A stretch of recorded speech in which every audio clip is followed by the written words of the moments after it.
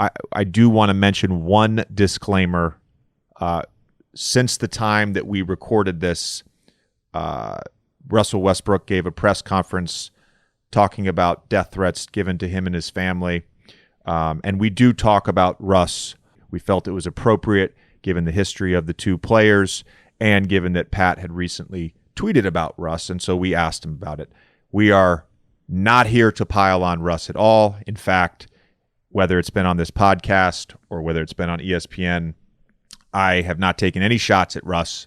People know I'm a fan of Russ, like him as a human being, like him as a person, like him as a basketball player.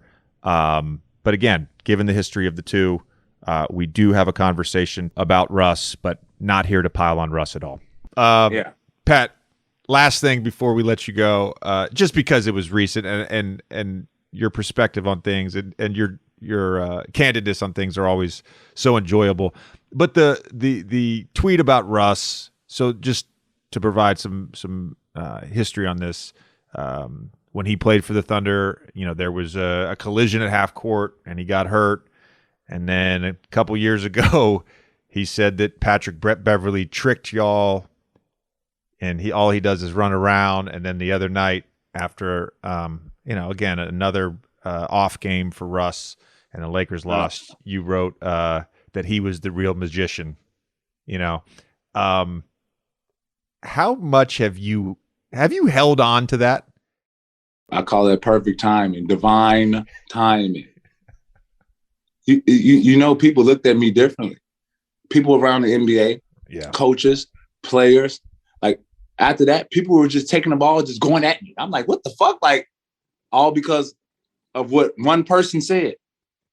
And that's how the media is. Like, if one person says one thing, that's how they take it. They take it just for that. Like P really looked at it like people like, yeah, maybe this motherfucker don't play defense. The only thing he does is run around. So obviously, had one bad game.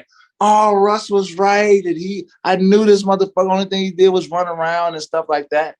And, there's no fun when the rabbit got the gun now.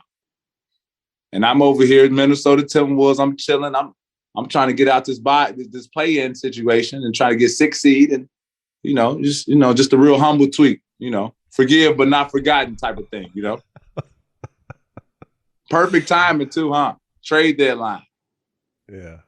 Yeah. Maniac. Patrick Beverley is a maniac. I am. I don't give a fuck. So what? It was perfect. It was perfect timing. It was perfect timing. It was perfect timing. He damaged my career.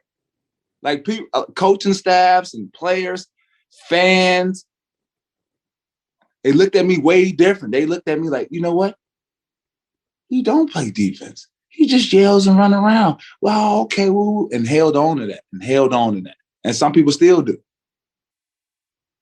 And perfect time. Perfect.